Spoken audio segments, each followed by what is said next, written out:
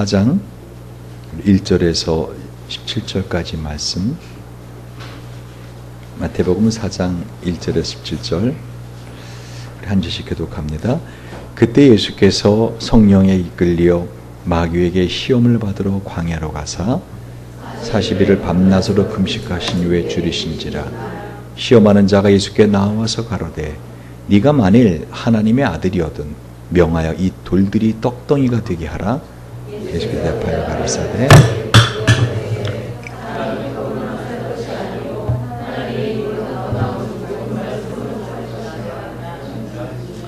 이에 마귀가 예수를 거룩한 성으로 데려다가 성전 꼭대기에 세우고 가로되 내가 만일 하나님의 아들이거든 뛰어내리라. 기록하였으되 저가 너를 위하여 그 사자들을 명하시리니 저희가 손으로 너를 받들어 발이 돌에 부딪히지 않게 하려다 하느니라.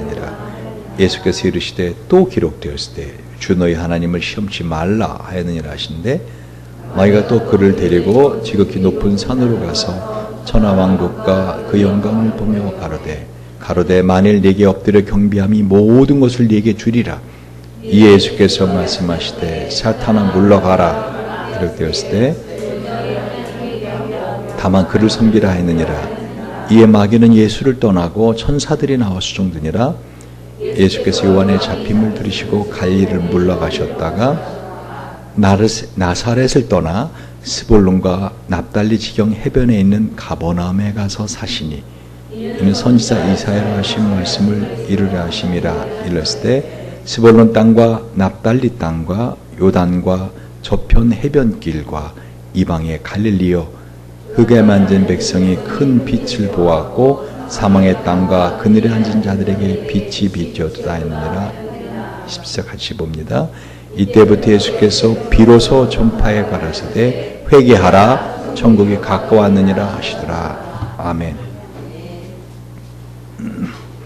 오늘 제가 이 본문의 말씀을 가지고 빛과 어둠을 나누라 하는, 언뜻 보면은 본문하고는 맞지 않는 제목을 잡은 것 같습니다. 그러나 오늘 본문의 말씀은 제가 오랫동안 궁금해했던 말씀입니다. 이 말씀의 이해가 하나님께서 이해를 허락하셔서 제가 여러분과 함께 제가 깨달은 진리를 나누기 원합니다. 제가 궁금했던 첫 번째 것은 뭐냐면 17절에 이때부터 예수께서 비로소 전파하여 가라사대 회개하라 천국이 가까웠느니라 하시더라. 다시 예수님은 30살이 되셔서야 복음을 전하시고 귀신을 쫓아내시고 병든 자를 고치시고 하나님의 나라를 선포하십니다. 그리고 딱 3년 일하 십자가 죽으십니다. 저는 늘 그게 궁금했습니다. 왜 예수님은 진작부터 이 복음을 전하지 않으셨는가? 왜 예수님 주변에는 수많은 사람들이 고통하고 있었는데 왜 그들을 예수님은 그냥 묵과하셨는가? 예수님이 30살 되기 이전에도 귀신 들린 자들이 있었고 예수님 앞에서 아파하는 사람도 있었을 거 아닙니까? 여러분도 사랑하는 사람이 아플 때 그것만큼 여러분을 힘들게 하는 게 없지 않습니까? 예수님도 사시면서 30살까지 사랑하는 친구가 있었을 것이고 예수님의 성품상 독불장군으로 혼자 그렇게 사시지 않았을 거라 생각해요. 아주 친화력이 좋으시고 그래서 많은 사람들이 예수님을 좋아했고 아마 예수님도 사랑하는 그 어릴 때부터 함께 자랐던 그죠? 친구들이 있었을 거라고요. 그럼 그들이 아프고 고통스러워할 때 예수님 그들을 낫게 하실 수 있는데 왜 그 일을 안 하시고 30년간을 참으시다가 드디어 30살이 되셔서 이 30살은 제 세상이 되는 나이입니다. 이 사역을 시작하신가? 전 늘 그게 궁금했습니다. 근데 오늘 예수님께서 이때부터 예수께서 비로소 그 때가 됐다는 겁니다. 때가 돼서 드디어 회개하라 천국이 가까웠느니라 하면서 하나님의 나라를 선포하기 시작하십니다. 여러분이 이 회개하라라고 하는 단어부터 얼마나 그동안 우리가 잘못 이렇게 오해된 것이 있었는가 하면은 회개하라가 내 스스로 뭔가 마음을 내우치고 뭔가 내가 잘못된 것을 갖다 어떻게 해요? 내가 유턴하는, 내가 그것을 스탑하고 내가 뭔가 하려고 하는, 사실 회개하라는 단어는 헬라어로는 오늘 메타노이아. 이 메타라는 것은 한마디로 소유격인데 뭐뭐 중에 어몽, 연합을 말합니다. 그러니까 하나님께서 성부, 성자, 성령 하나님 안에 우리에게 들어와서 노이아, 이 노이에오는요, 마음을 이해하다라는 뜻이에요. 인지하다. 이것은 기노스코라는 단어에서 유래합니다. 이 단어가. 어근이. 다시 말하면 하나님의 마음을 이해하는 것이 회개입니다. 히브리어로는 슈브예요. 회개하다가. 이 슈브는 회복하다는 뜻이 있습니다. 물론 돌이키다는 뜻도 있지만 구원하다는 뜻도 있어요. 그러니까 간단히 말하면 회개하다는 따라해 보세요. 하나님의 마음을 알아. 회복하는 것이다. 그러니까 하나님의 마음을 아는데 집중하셔야 돼요. 그러니까 내가 죄를 짓고 내가 이렇게 어둠 속에 있는데 그런 나를 바라보시는 하나님의 마음을 알 때 하는 짓 하라게도 안 해요. 근데 내가 이 짓을 그만해야지. 내가 이제 그만 이 죄를 져야지. 하고 자꾸만 그 죄의 마음이 가서 그걸 끊으려고 하잖아요. 그럼 사람의 무의식에서는 그거를 더 강화시키는 힘이 생겨요. 그러니까 회개하라 주님께서. 이 말은 뭐예요? 그 마음을 돌이켜서 하나님의 마음을 알아서 회복하라는 거예요. 왜? 천국이 가까웠다. 이제 때가 왔다는 거예요. 할렐루야. 그 예수님은 30년을 참으신 겁니다. 저는 예수님이 30년을 살아가신 그것이 정말 하루하루가 벌 받는 것 같았겠다. 제가 예전에 교도소에서 그렇게 정말 사형수들, 무기징역수들을 상담을 해줍니다. 성경 공부도 시켜주고. 한국에서뿐만 아니라 영국에서도 매주 월요일 나가서 아침에 저녁까지 제가 영국 죄수들도 다 사람 마음은 똑같아요. 지금 무기징역수, 사형수 제가 중죄인들 주로 가서 이제 그들을 상담해주고 성경 공부를 가르쳐주고 회복을 시켜줍니다. 근데 그분들이 이야기를 쭉 들어보면은요, 이 사회는 정말 어둠 그 자체입니다. 오죽하면 법정에서 그 사람을 사형시키려고 작정했겠어요. 오죽하면 그 사람을 사회 바깥으로 내보내지 않으려고 무기징역을 때렸겠어요. 그런 분들 입에서 나오는 얘기를 쭉 들어보면은 정말 세상은 어둠 그 자체입니다. 이 강단에서 할 수 없는, 그러면 여러분 상상도 할 수 없는 그런 어둠이, 그런 죄가 이 세상을 덮고 있습니다. 그럼 예수님이 그런 세상을 30년을 사셨다는 거예요. 저는 그것도 의문이었어요. 왜 진작 이 빛 되신 예수님이 이 말씀을 선포하심으로 귀신을 쫓아내고 어둠을 물리치고 병을 고치고 왜 그러지 않으셨는가? 네, 30년 동안 한마디로 예수님 어떻게 해요? 이미 당신 안에 계신 그 진리, 그 말씀, 그 빛을 몸으로 어떻게 해요? 육화내 육화. 이 표현이 참 어떻게 해야 될지 모르겠는데 인카네이션, 성육신 되셨잖아요. 예수님이 말씀 육신 되셨잖아요. 그래 안 그래요? 근데 그냥 짠 되신 게 아니라 제가 볼 때 30년 동안 이 말씀이 어떻게 그 속에서 삶 속에서 어떻게 해요? 이젠 드디어 예수님이 삶 속에서 진짜로 빛이 어둠을 이겨내게 하는 삶을 예수님이 사신 이후에 드디어 세례를 받으시고 광야로 몰리셔서 오늘 세 가지 시험을 받으십니다.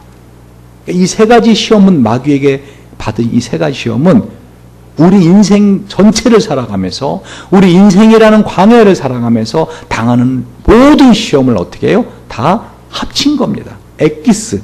그래서 세 가지입니다. 이 3이라는 숫자는 완전한 숫자거든요.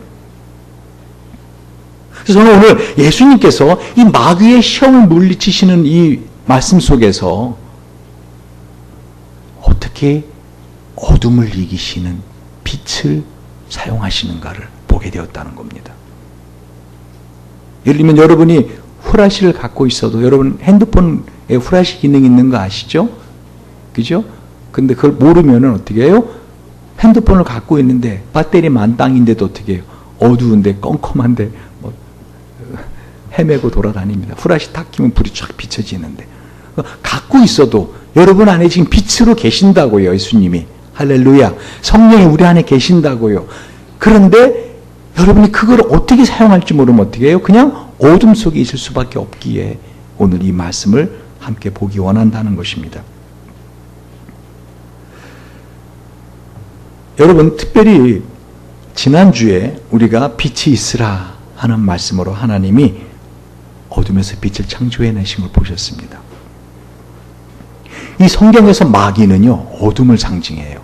오늘 4장 1절 한번 볼까요? 마태복음 4장 1절 시작. 그때 예수께서 성령에 이끌려 마귀에게 시험을 받으러 광야로 가사. 아멘. 그러니까 그때는 언제예요? 바로 위에를 보시면은 예수께서 세례를 받으시고 곧 물에서 올라오실새 하늘이 열리고 하나님의 성령이 비둘같이 내려 자기 위에 임하심을 보시더니 하늘로서 소리가 있어 말씀하시되 이는 내 사랑하는 아들이요 내 기뻐하는 자라 하시니라. 그러니까 세례 받으시고 하늘에서 하나님께서 말씀을 어떻게 해요? 컨펌해 주셨어요. 확증해 주셨어요. 이는 내 사랑하는 아들이요 내 기뻐하는 자라. 그런데 마귀는 그러한 예수님을 어떻게 해요? 시험하기 시작합니다.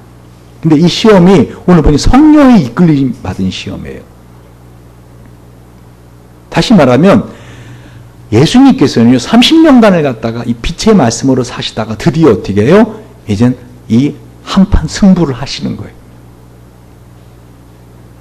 그때 예수께서 성령에 이끌려 마귀의 시험을 받으러 광야로 가사 그리고 40일을 밤낮으로 금식하신 후에 줄이신지라. 한마디로 이 몸과 마음이 완전히 지칠 대로 지치신 상태. 여러분 40일 금식해 보시면 알겠지만은요. 한마디로 마음에도 힘이 없어요. 사람이 몸이 힘이 완전히 탈진되면 마음조차 힘이 없어요. 나중에 거의 40일이 끝나갈 때쯤 기도하는 것, 그 생각하는 것조차도 힘들어요. 그런 상태, 다시 말하면 예수님께서 어둠을 삼키시기 위하여, 어둠을 찢으시기 위하여, 어둠을 이기시기 위하여 어디요? 어둠 속으로 들어가시는 걸 보게 됩니다. 그 몸과 마음의 상태를 그런 상태로 예수님 비우십니다. 그때 3절에 시험하는 자가 예수께 나와서 가로되 네가 만일 하나님의 아들이어든 명하여 이 돌들이 떡덩이가 되게 하라. 그러자 4절에 예수님께 대답하여 가라사대 기록하였을 사람이 떡으로만 살 것이 아니요 하나님 입에 나오는 모든 말씀으로 살 것이라. 여러분 명심하세요. 오늘 예수님이 하시는 이 말씀 한마디 한마디는요 저와 여러분이 인생을 살아가면서 당하는 모든 시험을 이길 수 있는 빛의 말씀입니다. 한마디로 예수님께서 오늘 이 어둠을 이기시는데 빛의 말씀으로 이기시는데 이게 바로 어둠을 가르시는 것을 말합니다. 여러분 깜깜한 어둠 속에서 혹시 후라시를 쫙 비춰보실 때 멀리서 보면은요 그 어둠이 쫙 찢어지는 것처럼 보이는 거 아십니까?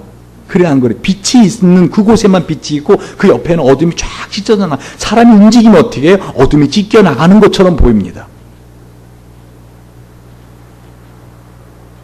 하나님은 어둠을 창조하지 않으셨어요.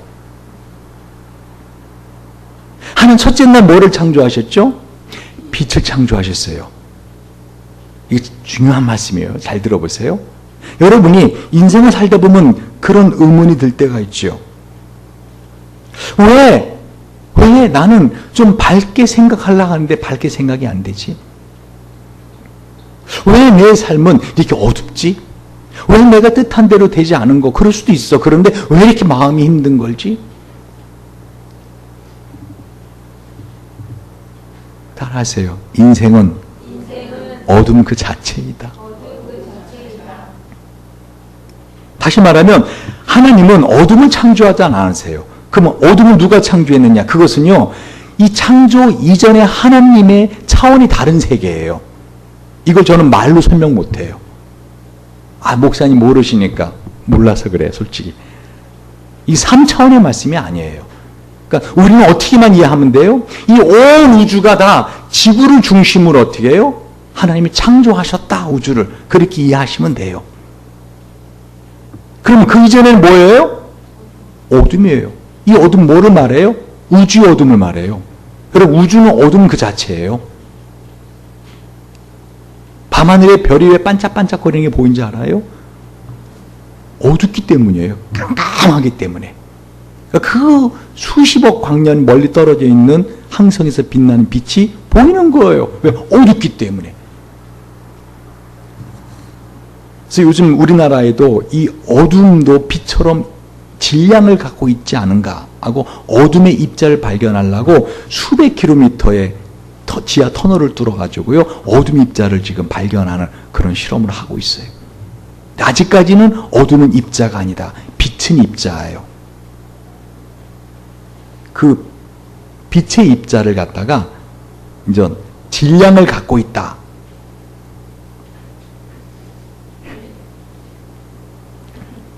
여러분, 이 세상의 모든 것은요 다 분자 전자로 이루어져 있어요. 그래 안 그래요? 질량을 갖고 있어요. 그죠? 근데 이 세상에 있는 모든 물질에 질량을 주고 사라지는 물질이 있어요. 그게 과학자들은 늘 궁금한 거예요. 이 세상의 모든 물질 이전에 뭐가 있었냐는 거죠. 탄소 C, 석탄도 탄소고 C, 다이아몬드도 C, 탄소예요. 그 원래 분자를 보면. 그죠? 근데 그 질량이 다른 거예요. 다이아몬드하고 탄소하고는. 이해하세요? 그 입자의 그 분자 전자의 질량이 다르다고요. 그 위에서 물질이 나눠져요. 구조가 똑같은데, 탄소 구조인데. 근데 그 세상에는 모든 물질에 질량을 주고 사라지는 물질이 있다는 것을 발견한 사람이 있어요. 바로 에딘버러 대학교의 피터 힉스 교수예요. 그래서 그 사람 이름을 따서 힉스라고 말해요. 이 힉스라는 입자는 뭐냐면은 사람들이 별명을 붙였어요. 하나님의 입자다. 신의 입자다. 일로 더 들어가면 여러분 이제 오늘 밤 새야 돼. 여기서 제가 그 공부한 거를 이렇게 여러분과 나누고 싶은데 이게 되게 복잡한 물리학이에요. 제가 결론만 말씀드릴게요. 이 힉스가 피터 힉스 교수가요 그걸 발견한 거예요. 모든 물질에 질량을 주고 자기는 사라져버리는 물질이 있다는 거예요. 우리는 그게 뭔지 알죠? 뭐죠? 하나님 말씀이에요. 하나님이 빛이 있으라. 그리고 어떻게 모든 동물이, 모든 땅이, 나무가, 모든 물고기가 다 어떻게 하나님이 있으라 하고는 어떻게 해요? 소리였잖아요. 그리고 다 창조가 됐잖아. 소리는 어떻게 사라지잖아요. 할렐루야. 근데 그 태초의 그 말씀, 그것은 빛이라는 거예요. 여러분 혹시 그런 질문 해보신 적 없어요? 하나님이 세상을 이처럼 사랑하사, 세상을 이처럼 사랑하셨대. 하나님은 사랑이시라면서 왜 어떤 사람은 지옥 보내는가? 현아야, 혹시 이런 생각 해본 적 없니? 너 이런 생각 잘하잖아. 궁금한 거. 하나님은 사랑이시라면서 왜 세상의 모든 사람을 다 구원하지 않고 어떤 사람 지옥 보내신, 예수 안 믿는 사람 왜 지옥 보내? 그리고 어떻게 하나님이 사랑이라 하시는가? 하나님은요 사람을 구원할 의무가 없으세요. 왜요? 이 세상은 어둠 그 자체예요. 그냥. 그러니까 어둠에 속한 사람들이었어요. 저와 여러분도. 원래 우리는 어둠의 자식들이에요. 여러분이 걸핏하면 그냥 자연스럽게 이 부정적인 생각, 죄된 생각, 교만한 생각, 그리고 죄된 행동, 죄된 말, 부정적인 말 자연스럽게 나오죠. 그래 안 그래요? 여러분은 이미 훈련이 잘 되셔가지고 제 입에서 절대로 한 번도 부정적인 말이 나온 적이 없습니다. 여러분 왜 자연스러운지 아세요? 원래 우리가 어둠의 자녀들이에요. 자연이 뭔데요? 스스로 자자에 그럴 연자. 그러니까 하나님은 이 우주를 창조하셨잖아요. 빛을 창조하셨잖아요. 그죠? 근데 이 어둠을 갖다 어떻게 어둠의 빛을 창조하셨지만은 그 어둠 자체 전부를 다 빛으로 바꾸실 의무가 없으신 분이란 말입니다. 이해가 가십니까? 그러니까 하나님은 빛 그 자체이신데 이 어둠은 뭐냐? 빛이 없는 상태예요. 할렐루야. 그러니까 우리의 삶에서 빛이 없잖아요. 우리 마음에 빛이 없고 여러분의 삶에서 빛이 없잖아요. 그럼 여러분 어떻게 마음과 여러분의 삶은 어떻게 어둠으로 덮여버려요. 왜? 원래 이 세상은 어둠이기 때문에. 그래서 로마 3장 10절 15절에 보면은요, 기록된 바 의인은 없나니 하나도 없으며 깨닫는 자도 없고 하나님 찾는 자도 없고 다 치우쳐 함께 무익하게 됐고 선을 행하는 자 없나니 하나도 없도다. 그들의 목구멍은 열린 무덤이여 그 혀로는 속임을 일삼으며 그 입술엔 독사의 독이 있고 그 입에는 저주와 악독이 가득하고 그 발은 피 흘리는데 빠른지라. 한마디로 사람은요, 태어날 때부터 어둠의 사람이에요. 어둠에 속했어요. 하나님이 그 어둠에 빛을 창조하시기 전에는 어둠이라고요. 근데 오늘 예수님이 어떻게 해요? 이 어둠을 빛으로 물리치시는 거예요. 그러니까 여러분이 한마디로 말하면은요, 여러분의 인생에서 깨어있지 않잖아요, 영적으로. 그럼 여러분 자연스럽게 어둠으로 들어가요. 자연스럽게 어두운 생각이 들어오고 부정적인 말을 하게 되고 죄를 짓는 행동이 나오게 돼요. 자연스럽게. 그래서 성경은요, 예수님께서 끊임없이 깨어 기도하라고 말씀하시는 거예요. 누가복음 18장에도 항상 기도하고 낭망치 말아야 될 것을 하면서 과부와 이 재판관에 관한 비유를 말씀하십니다. 그러니까 우리가 항상 기도하지 않으면 낭망한다는 거예요. 낙심한다는 거예요. 어떻게 사람이 밥도 안 먹고 잠도 안 자고 항상 기도하는가? 그게 깨어 있으라는 거예요. 그 데살로니가서 17장에도 쉬지 말고 기도하라. 어떻게 사람이 쉬지 않고 기도하는가? 그게 깨어 있으라는 거예요. 에베소 6장 10절 20절에 항상 깨어 기도하라. 뭐가 깨어 있으라는 거예요? 의식이 깨어 있으라는 거예요. 마태복음 26장에도 보면요, 시험에 들지 않게 깨어 기도하라 라고 말씀하고 있어요. 여러분, 제가 왜 이걸 계속 반복해서 말씀하는지 아세요? 요한복음 13장 2절 마귀가 이거 하나밖에 안 쓰더라고요. 저와 여러분을 갖다가 고통스럽게 하는데 이거 하나만 써요. 그래서 제가 이걸 반복하지 않을 수가 있어요. 우리 마음속에 생각을 집어넣는 게 마귀라니까요. 근데 그게 거짓의 압이라니까요. 이게 내 생각인 것처럼 생각을 하게 한다니까요. 그래서 우리 마음에 어둠을 주고 우리 삶에 어둠을 줘요. 왜? 이 빛은 말씀이거든요. 할렐루야. 이 빛 대신 예수님을 바라보면 어둠은 사라져요. 헬렌 켈러 그렇죠? 태양을 바라보시오. 어둠은 사라질 것이요. 어둠을 쫓아내려고 내가 자꾸 이런 생각하지, 왜 내가 자꾸 이런 행동을 하지, 왜 내가 이런 죄된 짓을 하지, 자꾸만 어둠을 쫓아내려고 털어내려고 해봤자 어둠은 털려나가지 않는다고요. 빛을 봐야 돼요. 할렐루야. 빛을 봐야 된다고요. 그럼 어둠은 사라져요. 그래서 예수님이 지금 그 빛으로 세상에 오신 거예요. 요한복음 1장 9절 14절에 보면은요, 참빛 곧 세상에 와서 각 사람에게 비치는 빛이 있었나니. 근데 이 세상에 참빛으로 오신 예수님을 갖다 어떻게 해요? 하나님의 백성들이 아닌 사람 영접하지 않아요. 그냥 어둠에 살다가 영원한 어둠으로 가요. 지옥으로.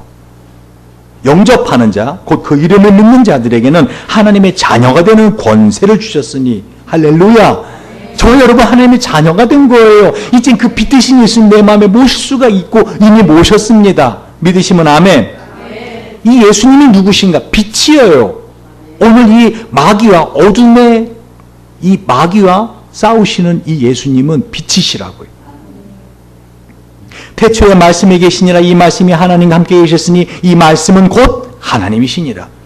그가 태초에 하나님과 함께 계셨고 만물이 그로 말미암아 지은 바 되었으니 지은 것이 하나도 그거 없이는 된 것이 없느니라. 그 안에 생명이 있었으니 그 생명은 사람들이 빛이라. 빛이 어둠에 비치되 어둠이 깨닫지 못하더라. 그러니까 여러분의 삶에 생명이 넘치지 않잖아요. 여러분의 삶에 어둠이 임하잖아요. 그건 뭐예요? 내 안에 빛이 사그러져 가고 있다라는 거예요. 오늘 예수님에게 마귀가 시험을 하죠. 뭐라고요? 지금 예수님 어떤 상태예요? 40일을 굶주린 상태예요. 이 돌들이 명화의 떡덩이가 되게 하라. 예수님이 이렇게 하실 수 있어요? 없어요? 있어요. 이 돌로 사람까지 만드셨어요. 이 돌들을 아브라함 자손을 만들어버리겠다라고 하신 적이 있어요. 이 돌들을 소리치게 하겠다라고 말씀하신 적이 있어요. 그래 안 그래요? 실제로 그런 적이 있어 없어요? 예수님이 이 물고기 2마리와 떡 5덩을 가지고 2만 명을 먹이시고 5천 명 이상, 남자 5천 명 이상 먹인 사건이 있어요. 예수님 얼마든지 무엇이든지, 아니 그거 없어도 하실 수 있어요. 돌 없이도 떡을 만드실 수 있는 분이시라고요. 왜? 무에서 유를 창조하신 분이시니까. 그러니까 마귀가 와서 하는 이 첫 번째 시험이 뭔지 아십니까? 한마디로 말하면 저와 여러분 인생을 살아가는 데 있어서 실제적으로 내 몸이 필요한 거 있죠. 그를 너 힘으로 해결하라는 거예요. 다시 말하면 이 마귀의 첫 번째 시험은요, 아담 하와에게 했던 시험이에요. 너가 하나님이 되라는 거예요. 예수님은 하나님이시잖아요. 마귀가 와서 어떻게 해요? 너의 능력을 사용하라는 거예요. 이 세상에 사는 동안에 33년 사셨잖아요. 네 능력을 사용해서 너 허기짐을 네가 해결하라는 거예요. 여러분의 몸이 필요한 것 해결하는 게 뭐죠? 돈이잖아요. 먹는 문제예요. 떡의 문제가 아니에요. 이건 돈의 문제예요. 이것은 건강의 문제예요. 왜? 몸이 허기지고 몸이 힘이 없으니까 떡을 먹어야 힘이 생기지 않습니까? 그래 안 그래요? 그러니까 그 문제를 지금 어떻게 해요? 너가 해결하라는 거, 너 힘으로. 그랬더니 예수님 뭐라 그래요? 사람이 떡으로만 살 것이 아니요 하나님 입으로 나오는 모든 말씀으로 살 것이라고 말씀하세요. 다시 말하면 예수님은요, 이 어둠을 말씀으로 물리치십니다. 계속 예수님이 이 어둠을 물리칠 때 기록되었을 때 계속 이 성경을 인용하시는 걸 보게 돼요. 그러니까 여러분의 삶에 어둠을 물리치는 다른 방법이 없어요. 왜 이 문제가 해결이 안 되지? 왜 이 몸이 이렇게 아픈 것이? 여러분, 다른 방법이 없어요. 조금만 더 봅시다. 5절. 이에 마귀가 예수를 거룩한 성으로 데려다가 성전 꼭대기에 세우고 6절 가로되 네가 만일 하나님의 아들이어든 뛰어내리라 기록하였을 때 저가 너를 위하여 그 사자들을 명하시리니 저희가 손으로 너를 받들어 발이 돌에 부딪히지 않게 하리로다 하였느니라. 마귀가 얼마나 지혜로운지요. 예수님이 말씀을 인용하니까 자기도 시편 91편을 인용해요. 요거 시편 91편이에요. 그가 너를 위하여 그 천사들을 명령하사 내 모든 길에서 너를 지키게 하심이라. 그들이 그들의 손으로 너를 붙들어 발이 돌이 부딪히지 않게 하리로다. 네가 사자와 독사를 밟으며 젊은 사자와 뱀을 발로 누르리로다. 이게 무슨 말이에요? 마귀가 예수님에게 너 메시아지, 너 메시아잖아. 이 시편 91편은 메시아 찬양이에요. 그러니까 네가 메시아라는 거를 증명해봐라는 거예요. 더구나 이곳은 성전 아니에요. 성전은 뭐예요? 하나님의 임재가 있는 상징적인 장소라고요. 그 성전 꼭대기에서 뛰어내려보라는 거예요. 그러면 너 발이 돌에 부딪히지 않게 천사들을 붙들 거 아니냐? 왜 너 메시아니까. 그러면은 나는 누구냐? 나 독사 아니야, 독사. 나 마귀 아니냐? 너가 나를 발로 누른다. 사자와 뱀을 발로 누를 것이라. 예수님이 여자의 후손 태어나셨잖아요. 하나님이 첫 번째 저주하신 것 뭐죠? 하와에게 너가 잉태하는 데 고통을 겪을 것이다. 그리고 네가 네 남편을 네 멋대로 주무르려고 하지만 네 손 안 느려고 하지만 남편을 다스릴 것이다. 남편으로 인한 그 고통이 너한테 끊이지 않을 것이다. 그거 저주예요. 하나님 여자에게 주신 저주예요. 그러고 나서 어떻게 해요? 여자의 후손이 뱀의 머리를 깨트릴 거라 그랬거든요. 그래 안 그래요? 너가 메시아로는 지금 내 머리 깨트려 온 사람이잖아. 그러니까 지금 뛰어내려봐. 시편 91편이 이렇게 기록되어 있잖아. 그럼 내가 물러날게. 그거예요 지금. 뭐지요? 너를 증명해봐. 이게 우리 인생의 가장 큰 시험이에요. 인정받고자 하는 것. 인정받지 못할 때 억울해하는 것. 인정받고자 하는 것. 이 시험을 예수님이 어떻게 이기세요? 7절에 보세요. 또 기록되었을 때 주 너희 하나님 시험하지 말라. 여러분, 제가 이 말씀을 가만히 묵상하면서 하나님이 정말 싫어하는 어둠이 뭘까를 생각해 봤어요. 그랬더니 하나님을 인정하지 않는 거예요. 왜 마귀가 예수님 이런 시험을 했을까요? 여러분, 웬만한 시험은요, 그 시험을 아무렇지 않게 생각하는 사람은 시험이 아니에요. 그래, 안 그래요? 예를 들면은, 우리 나인이 보고, 나인아 음악을 탁 틀어주고 한번 이것에 맞춰 춤을 춰볼래? 그러면 나인이한테 그 시험이 아니에요. 하다가 춤을 춘다. 하고 춤을 춘다고요. 그런데 어때요? 이 몸치. 춤을 전혀 출 수 없는 그 사람이 음악을 틀어놓고 해봐. 어떻게 해야 돼, 이거를. 이거 시험이에요. 이해가세요?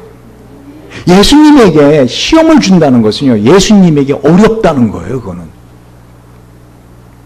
다시 말하면 예수님도 사람이셨기 때문에 40일 금식하신 이후에 줄이시고 그거를 갖다 떡을 드심으로 어떻게 해요? 허기진 걸 메꾸고 싶어 하시는 그게 있다. 그게 시험이 됩니다. 예수님에게. 그래, 안 그래요? 그런데 두 번째 이 시험 뭐예요? 너를 띄워내, 너를 인정하게, 너를 증명해봐라. 예수님에게 가장 큰 시험 중에 하나였다는 거예요. 예수님 어떻게 해요? 하나님 시험하지 말라. 믿음을 갖겠다는 거죠. 세 번째 마귀가 그럴 때도 지극히 높은 산으로 가서 천하만국과 그 영광을 보여 가로되 만일 나에게 엎드려 경배함이 이 모든 것을 너에게 주리라. 9절에 그렇게 말하죠. 이렇게 무슨 시험 같아요? 한마디로 너가 이 세상에서 이 땅에서 원하는 거 다 주겠다는 거예요. 네가 원하는 거 주겠다는 거예요. 너 이 세상 구원하러 왔잖아. 예수 뭐 이 세상 구원하러 왔지? 맞잖아요. 그죠? 예수님이 자기를 증명하시고 뭐 그런 것까지 넘어가셨어, 시험을. 그러나 예수님이 최종적인 삶의 존재의 이유, 존재의 목적 뭐죠? 인류를 구원하러 오신 거예요. 그래, 안 그래요? 예수님이 당신 이렇게 뽐내시려고 오신 게 아니라고요. 그래? 인류 너 다 가져. 그거예요. 내가 다 줄게. 오늘 마귀가 나 물러날게. 나에게 절 한 번만 해. 이거 엄청난 시험입니다, 여러분. 예수님은 태어나시면서부터 당신이 어떻게 죽을 걸 아시거든요. 30년간 하루하루 벌 받는 것처럼 사셨거든요. 죄가 어떤 건지 아신단 말입니다. 우리가 똑같이 죄를 아시지만 죄를 짓지도 않으셨단 말입니다. 마지막 죽음의 고통이 얼마나 고통스러운지 이 땀에서 피가 나올 정도로 가능하냐면 이 잔을 내게서 물리쳐 주옵소서. 겟세마네 동산에 예수님 몸부림을 치시는 분이십니다. 예수님도 죽음이 두려우신 분이세요. 이해 가세요? 예수님은 죽었다 살아나고 다 아시니까 뭐 하나도 안 무서웠겠다, 죽음이. 여러분, 정말 죽음이, 내가 죽는다라는 걸 아시는 분들은요, 죽음이 얼마나 무서운 걸 아세요. 저는 그 사형수들을 상담해 가면서 이분이 말로는 쾌활하게 뭐 때가 되면 저도 이 세상 떠납니다. 사형당합니다. 뭐 그러면서 저도 그분한테 배웠어요. 강도사님도 그때 강도사님도 사형 선고 받지 않았어요? 그래서 내가 네? 강도사님 사형 선고 받은 거 같는데 내가 그래서 무슨 말이에요? 그랬더니 언제가 죽으신다면서요? 그렇죠. 사형 선고 받은 거잖아요. 암이 들이셨다고요? 그래서 내가 네? 그랬더니 암 들렸다는 소문 들리는데 저 암 없는데 그랬더니 그분이 딱 뭐라는 줄 알아요? 언젠가 죽는 암, 사망의 암. 질리더라고요. 사형수만 사형 선고 받은 게 아니라 저와 여러분 다 사형 선고 받아서 단지 뭐예요? 날짜를 모를 뿐이에요. 그래, 안 그래요? 사형수도 날짜 몰라요. 날짜 알려주면 이 사람들 다 미쳐버려요. 그래, 안 그래요? 내가 몇 월 며칠 언제 죽는다. 이거 알면은 그것도 어떻게 죽는다. 이게 미쳐요. 여러분, 그럴 때 있죠. 내가 죽는 날, 죽는 시간, 장소를 알고 싶다. 모르는 게 좋아요. 죽기 전에 지레 죽어요. 예수님 한마디로 그 모든 죽음에 대한 두려움, 아픔, 십자가의 주 다 아신다고요. 그러니까 그거 안 하고 마귀에게 절 한 번만 하면 어떻게 해요? 인류를 구원할 수 있단 말입니다. 그렇다 예수님이 변하시는 것도 아니고. 그래, 안 그래요? 여러분, 그런 유혹 안 받으세요? 한 번인데, 한 번에. 나는 이 말씀 보면서 은근히 죄송하지만요, 마귀가 나한테 이런 실험 안 주나? 내가 너 편 대줄게. 너 원하는 거 한 가지 말해. 내가 그대로 다 해줄게. 눈앞에 딱 해줄게. 그럼 한 번만 눈 딱 감고 하고 나서 어떻게 해요? 그 다음에 주여 용서하여 주시옵소서. 제가 큰 죄를 범하였나이다. 회개합니다. 예수님 오른편인지 왼편 한편의 강도처럼 저를 받아 주시옵소서. 그럼 인생 멋지게 살다가 어떻게 천국 가는 거 아닙니까? 여러분은 그런 다 착해. 우리 교인들 다 착해. 그냥 고통도 주여 주시는 거라 믿고 아멘. 사실은 여러분 매번 이 시험 넘어가고 있는 거 아세요? 마귀에게 매번 절하는 거 아세요? 그랬더니 예수님 뭐라 그래요? 사단아 물러가라. 기록되었을 때 주 너희 하나님 경배하고 다만 그를 섬기라 했느니라. 잘 들으세요. 마귀가 하는 세 가지 시험, 한마디로 문제는 하나죠. 문제가 세 개 아니에요. 뭐죠? 내가 만일 하나님의 아들이거든. 마귀가 여러분에게 어떤 시험을 갖다 주던 그 목적이 뭔지 아십니까? 빛 대신 하나님에게서 떨어뜨리려고 그러는 거예요. 여러분, 하나님의 아들이거든. 성경이 뭐라고 말씀하세요? 예수님 세례받을 때 하늘이 열리고 뭐라고 했어요? 이는 내 사랑하는 아들이라고 했거든. 근데 마귀가 그걸 뒤집으려고 그러는 거예요, 지금. 전에 영국에 살던 한국 할머니 4명이 다양한 신체적인 통증으로 병원을 찾으셨어요. 한 분은 천식, 끊임없는 기침이 계속 나오는 거예요. 그리고 몸에 힘이 빠진다는 거예요. 또 한 분은 이 피부가 막 건선 마른 버짐이 생기고 입안이 헐고 그 자꾸만 이렇게 막 피부가 이제 헐어요. 또 한 분은 그 잇몸에서 피가 나고 잇몸이 붓고 그래서 이가 막 다 들뜨고 다 다양한 원인 병원에 왔는데 의사가 이 할머니들 쭉 검사하고 종합검사하고 피검사하고 하더니 처방이 똑같이 내려졌어요. 뭐였을 것 같아요? 이 4가지 병에 공통점이 있는데 비타민 D가 부족하다는 거죠. 이 할머니들의 혈액을 보니까 일반 정상의 비타민 D 수치보다 10%도 안 되는 10분의 1도 안 될 만큼 비타민 D가 떨어진 거예요. 왜? 이 한국 할머니들이 영국에 살면서 어떻게 해요? 이 햇빛이 적으니까 이 비타민 D가 부족한 거예요. 햇빛을 안 쬐시고 집안에만 나이가 들지 귀찮고 집안에만 계시니까 비타민 D가 부족했던 거죠. 이 4분 할머니가 나오면서 뭐라고 한지 알아요? 영국 병원 역시 엉터리야. 아니, 우리 증상이 다 다른데 똑같이 처방이 나왔거든요. 근데 그게 맞는 처방이에요. 그 영국 사람들 봄이 되면 어떻게 해요? 다 우통 벗고, 그죠? 막 이게 뭐야? 그 선탠 하느라고. 그래 안 그래요? 에비앙이라는 물 아세요? 그 에비앙 호수 한번 가보신 적 있으세요? 전 처음에 그 호수 갔다가 눈을 어디에 둬야 될지 모르겠어요. 여자들도 다 가슴을 벗고 그 호수가에 다 있어요. 그래서 눈을 못 뜨고 이렇게 돌아다녔던 해변가에 다 벗었어요. 다 아래만 입고 팬티만 입고 다 벗어요. 왜들 그렇게 난리예요? 왜 햇빛을 찔라 그래요? 비타민 D 때문에 그래요. 무슨 말인지 아시겠어요? 저와 여러분의 삶에서 인생을 살아가면서 생기는 모든 문제, 빛 대신 예수를 바라보지 않기 때문에 생기는 증상들이에요. 오늘 예수님이 이 어둠을 물리치십니다. 어떻게 물리치시죠? 말씀으로. 할렐루야. 말씀으로. 그러니까 저와 여러분은 원래 어둠의 자식들이었기 때문에 이 끊임없이 예수님을 바라보지 않고 말씀을 묵상하지 않고 하나님에게로 돌아가지 않으면 회개하지 않으면 우리에게는 어둠이 자연스럽게 우리를 덮어버립니다. 그러면 그 어둠의 본질적인 성격이 뭐냐? 하나님에게서 멀어지게 하는 거예요.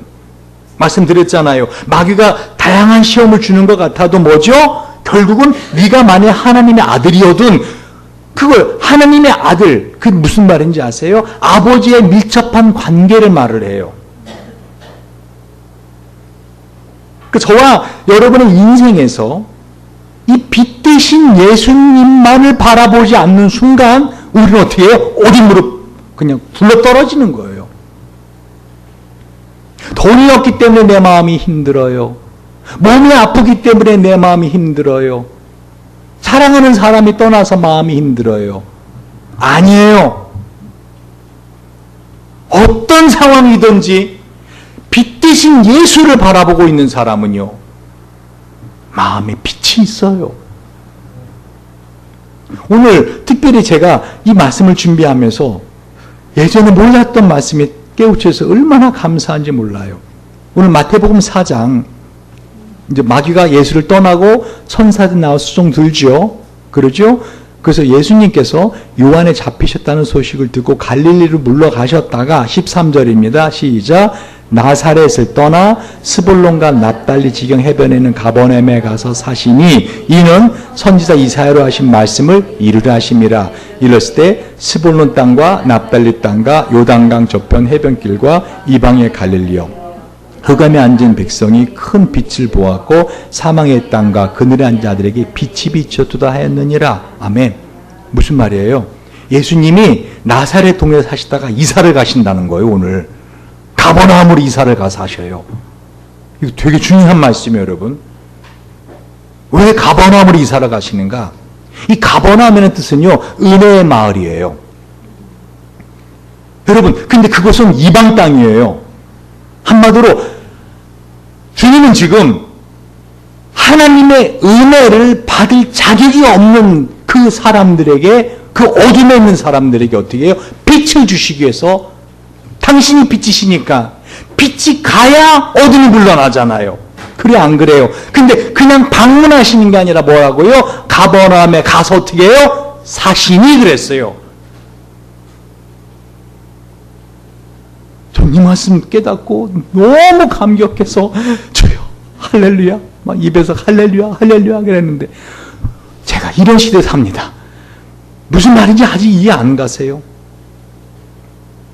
하나님의 빛은요, 받을 자격이 없는, 하나님의 은혜를 받을 자격이 없는 자가 받는 것인데, 그 은혜를 주시기 위해서 예수님은 어떻게 해요? 아예 그곳에 가서 사신다고 해요. 빛이 가면 어둠은 자연히 물러나는 거예요. 할렐루야. 그러니까 빛이 하나님의 말씀으로 된 거거든요. 세상에 빛이 존재하게 된 건 뭐죠? 하나님의 말씀이, 빛이 있으라니까 있게 된 거예요. 근데 그 말씀이 아예 우리 안에 들어오셨다니까요. 할렐루야. 그리고 내가 세상 끝날까지 너희와 항상 함께 있으리라. 함께 사신다는 거예요. 그럼 이 빛 대신 예수님만 내 안에 계시면 우리 인생은 어떻게 할 수 있어요? 항상 어둠을 이길 수 있단 말입니다. 그런데도 불구하고 여러분의 마음이 힘들고 삶이 어두워지고 어떻게 가야 될지, 제가 제일 답답한 것 중에 하나가요, 저에게 진로 상담 받으러 오는 사람들이에요. 특히 신학교 간다고. 저는 일단 가지 말라 그래요. 일단 말려요. 그리고 내적인 소명이 있는가, 외적인 소명이 있는가, 목사가 될 만한 내적인 소명이 있는가, 외적인 소명이 있는가를 물어봅니다. 왜? 하나님 부르시지 않았는데, 그죠? 이 목사가 되잖아요. 그러면 어떻게 돼요? 본인도 힘들고 남도 힘들게 해요. 예를 들면 노래에 대한 자질이 없는데 가수 되겠다고 맨날 노래 연습한다고 집에서 소리 질러봐요. 고통스러운 거 옆집 사람은. 그래 안 그래요? 그 듣는 같은 집안 식구 어떻게 해요? 예를 들면 경훈이가 자기 가수 된다고 이 정도 미모면은 뭐 되지 않았냐고 하면서 매일 노래 연습한다고 빽빽빽빽 해보세요. 다빈이 미쳐요. 이해 가세요? 그런데 저는요, 진로 상담할 때 제가 답답한 이유 중에 뭐냐면요, 하나님 믿는 사람들마저도 심지어는 무당을 찾아가서 내가 뭐가 돼야 되나요? 그런 사람이 있어요. 여러분, 주님은요, 앞일을 미리 말씀하지 않으세요. 하루하루 살아가는 게, 그게 하나님이 원하시는 거예요. 그래도 내가 결정을 해야 될 거 아니에요. 방법이 뭔지 알아요? 뒤를 돌아보는 거예요. 그리고 어떻게 해요? 지금까지 어떤 삶을 살면서 내 안에 어떤 은사가 있는가?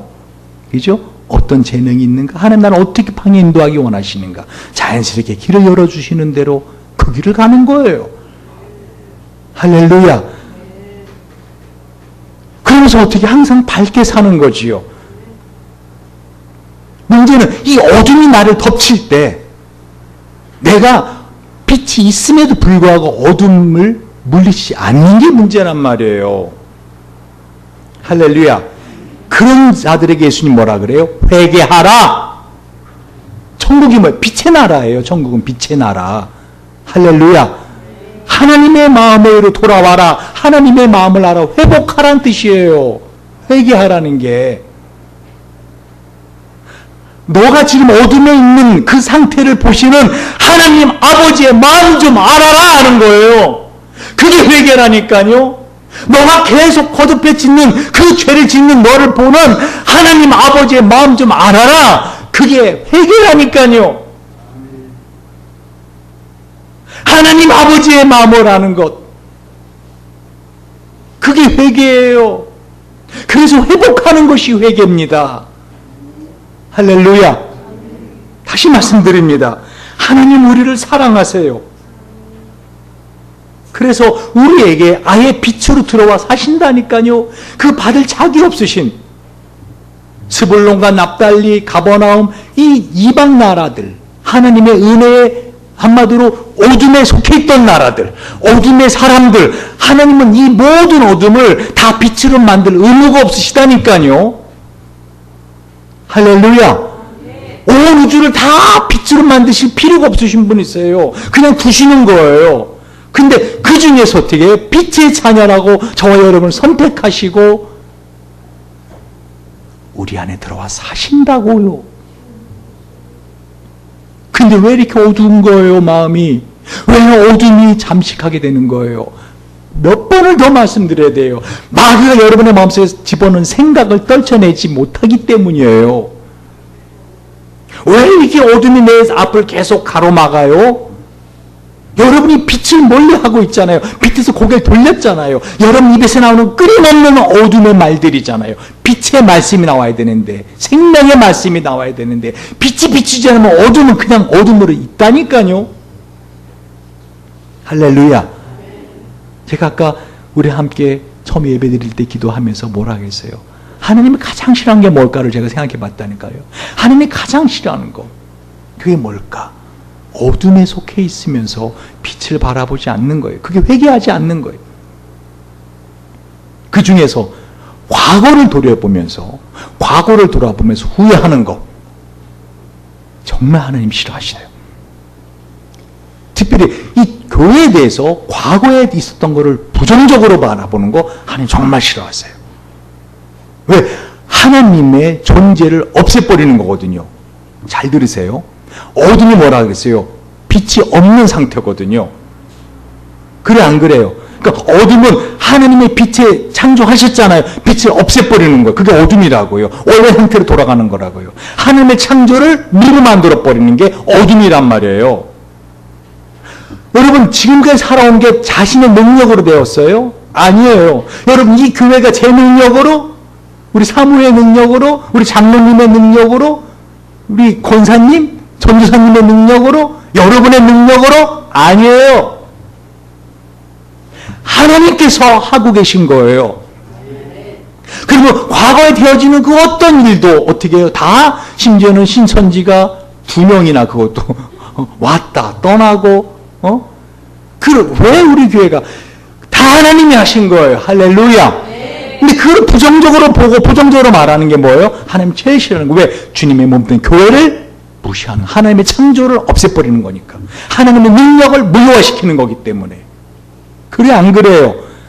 여러분 지나온 인생을 돌아보면서 감사하시기 바랍니다. 그래서 모든 것을 합력하여 가장 좋은 선을 이루실 능력이 있다고 믿으면 어떻게 해요? 우리 안에 빛이 나타납니다. 할렐루야. 하나님이 행하신 것 우리를 위해서 악한 것이 하나도 없어요. 아멘. 그걸 믿으시기 바랍니다. 말씀을 정리합니다. 오늘 예수님께서는 이 시험을 통하여 한마디 30년 동안 그 말씀의 빛을 품고 계시다가 한마디 숙성시켜 놓고 계시다가 드디어 그 어둠과의 한판 대결을 하십니다. 마귀의 한판 대결하십니다. 그렇게 이기십니다. 무엇으로요? 빛으로, 말씀의 빛으로. 여러분, 왜 제가 여러분에게 성경 공부, 다시 말해 성경을 어떻게 목사님 이렇게 보실 수 있는가? 궁금하지 않아요? 그 비결을 가르쳐 주겠다니까요. 제가 보는 그 방법을 여러분의 쉽게 색상으로 이렇게 해가면서 말씀을 보는 방법을 가르쳐 줄게요. 왜 그게 중요한가? 이 말씀이 빛이에요. 그러면 바리새인들은 그 말씀을 그렇게 잘 알았는데 왜 그렇게 어둠의 자녀들을 계속 살았는가? 한마디로 그 말씀을 육화해내지 않은 거예요. 할렐루야. 그 말씀을 육화해내는 것, 그건 나중에 말씀을 드릴게요. 중요한 건 뭐죠? 여러분의 마음에 빛이 있기를 주님의 이름으로 축원드립니다. 여러분의 삶에 어둠이 물러가기를 주님의 이름으로 축원드립니다. 기도하시겠습니다. 우리 한번 이 시간에 같이 한번 기도할 때 참으로 하나님, 내 안에 이런 어둠들이 있습니다. 참으로 햇빛 앞에 서면은 자연적으로 어둠이 물러나는 것처럼 하나님, 이 시간에 내 안에 있는 어둠들을 하나님, 나를 불쌍히 여겨달라고, 내가 어둠 안에 있으면서 하나님 답답하다고, 하나님 어떻게 어둠에서 빠져나가야 될지 모르겠다고, 여러분 이 시간에 기도할 때 하나님, 나 좀 살려주세요. 내 안에 빛으로 계신 주님, 나 주님만을 믿습니다. 하나님만을 바라봅니다. 믿음의 주여 온전케 하시는 예수를 바라보라. 나 예수님만 소망합니다. 하나님만 소망합니다. 앞길이 캄캄합니다. 어떻게 될지 모르겠습니다. 그러나 분명한 사실은 하나님이 나의 보호자 되십니다. 하나님이 나의 빛이 되십니다. 내 인생의 한 걸음 한 걸음 빛 되신 예수님만 따라가겠습니다. 하나님만 바라보고 따라가겠습니다. 하나님 살려달라고 우리 한번 이 시간에